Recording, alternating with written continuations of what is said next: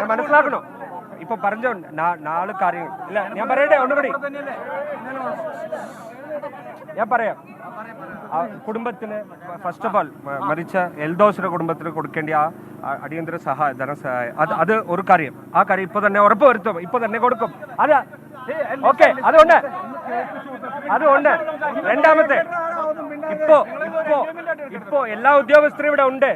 ഇപ്പൊ തന്നെ നിങ്ങളിൽ ഒരു 3 ജനപ്രതിനിധികൾ വേണമെങ്കിൽ വന്നോളൂ. നമ്മൾ ഇപ്പൊ തന്നെ തീരുമാനങ്ങൾ എടുത്ത് അത് നടപ്പിലാക്കാനുള്ള ട്രെഞ്ചിങ് കാര്യം, സോളാർ ഫെൻസിന്റെ കാര്യം നാളെ തുടങ്ങണം. നാളെ ബോഡി പണി നടക്കണം. ചർച്ച ചെയ്യാം, അത് ചർച്ച ചെയ്യാം.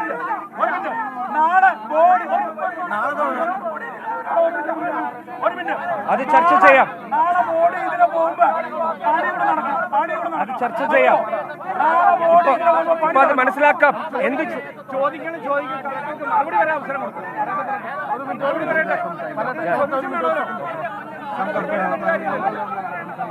നാളെ ബോഡി ഇവിടുന്ന് കാച്ചേരിക്ക് പോകുമ്പോ ഫെൻസിങ് പണി നടക്കണം, സ്ട്രീറ്റ് ലാൻഡിന്റെ പണി നടക്കണം. അടിയന്തരമായിട്ട് ഫണ്ട് വേണ്ട. ഈ ബോഡി ഞങ്ങൾ കുറിച്ച്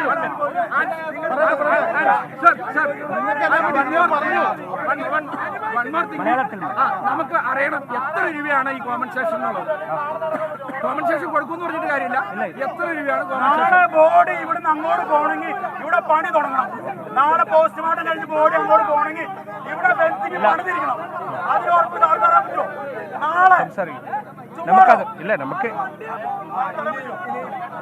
എന്നിട്ടാ ബോഡി അങ്ങോട്ട് കൊടുക്കും. അർജന്റ് ബേസിസ് രണ്ടാമത്തെ ഇത് വെല്ലുവിളിയൊന്നുമല്ല.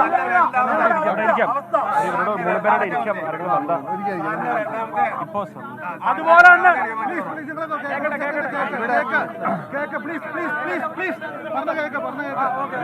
നിങ്ങളുടെ എല്ലാ വികാരങ്ങളും ഉൾക്കൊണ്ട് തന്നെയാണ് ഞങ്ങൾ ഇവിടെ വന്നിട്ടുള്ളത്, നിൽക്കുന്നതും. നിങ്ങൾ പറയുന്നതൊന്നും ഇവിടെ ആരും നിഷേധിക്കുന്നില്ല. അപ്പൊ നിങ്ങളുടെ സംസാരിക്കുന്നത്